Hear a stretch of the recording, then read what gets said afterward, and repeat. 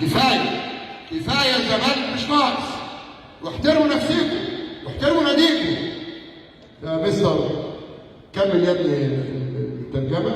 اول ما تكمل مدحت عبد الهادي بالدعامه مجلس الاداره، واحمد مجدي موجود اهو، وعبد المنصف، وعبد الواحد اعتذر عشان عنده اخته في المستشفى دلوقتي. كل الدعم من مجلس الاداره والجماهير ليكم. وكفايه يا مصر اليوم ضرب اشعاع، كفايه.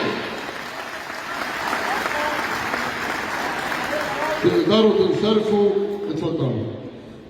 هنخش في الجد دلوقتي. فتيات الذهب ابطال الكوره الطايره في افريقيا، اتفضلوا عشان نكرمهم.